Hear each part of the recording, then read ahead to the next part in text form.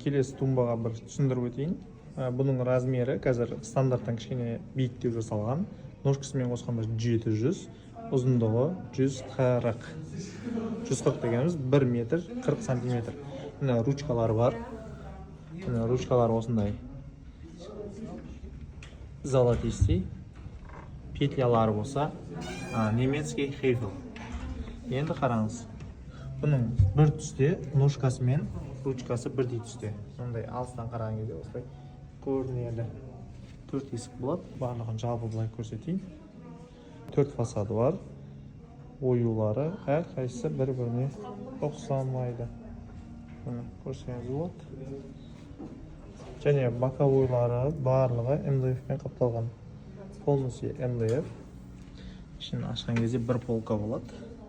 Енді қалауыңыз бойынша бұны тоже размерін үлкейтіп беруге болады.